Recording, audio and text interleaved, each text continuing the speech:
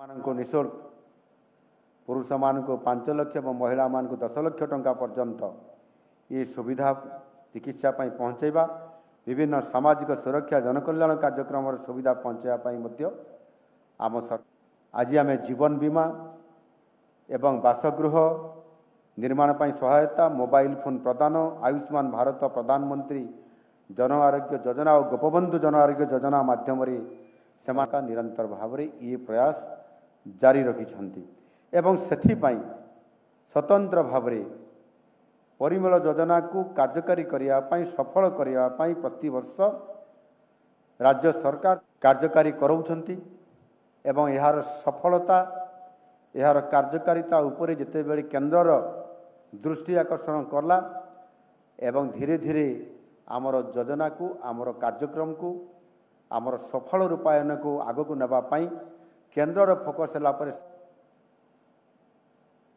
ତାଙ୍କର ଯୋଜନା ଆମେ ଯେମିତି ଆମର ଯୋଜନା ଗରିମା, କେନ୍ଦ୍ରର ଯୋଜନା ହେଉଛି ନମସ୍ତେ। ଏ ନମସ୍ତେ ଯୋଜନା ଆଜି ସାରା ଭାରତ ବର୍ଷକୁ ସବୁ ଅଞ୍ଚଳକୁ ତାଙ୍କ ବଜେଟ୍ରୁ ସ୍ୱତନ୍ତ୍ର ଭାବରେ 50 କୋଟି ଟଙ୍କା ମଧ୍ୟ ଅନୁଦାନ ପ୍ରଦାନ କରି ଆସୁଅଛନ୍ତି।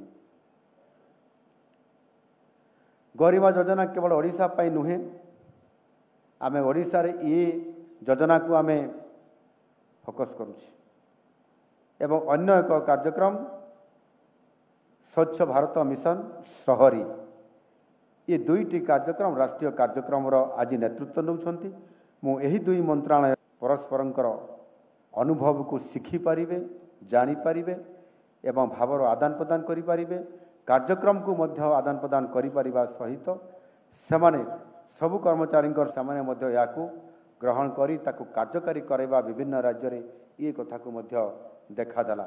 ଏଣୁ ଏ ଗରିମା ଯୋଜନା କେବଳ ଓଡ଼ିଶା ପାଇଁ ନୁହେଁ ବରଂ ଅନେକ ରାଜ୍ୟକୁ ମଧ୍ୟ ଏ ଯୋଜନା ଆମର ଆଜି ପ୍ରେରଣା ଯୋଗାଇଛି।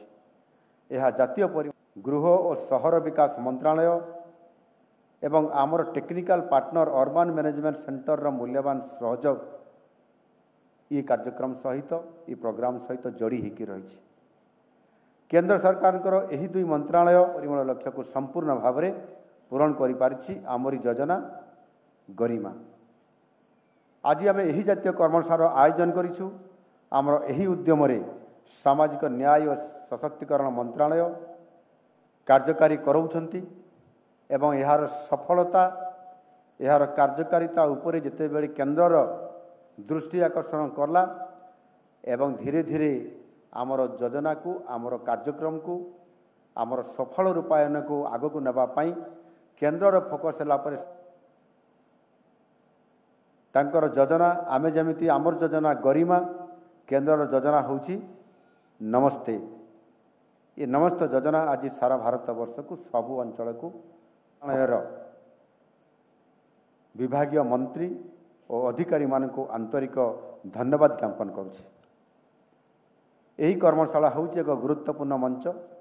ଏହା ଏମିତି ଏକ ମଞ୍ଚ ଯେଉଁଠାରେ ରାଜ୍ୟମାନେ ସହିତ ସମ୍ପର୍କ ପ୍ରତିଷ୍ଠା କରି ମଧ୍ୟ ସମସ୍ତଙ୍କ ନଜରକୁ ଆସିପାରିବେ ଏବଂ ଏ କାର୍ଯ୍ୟକ୍ରମକୁ ମଧ୍ୟ ଆଗକୁ ତ୍ୱରାନ୍ୱିତ କରିପାରିବେ।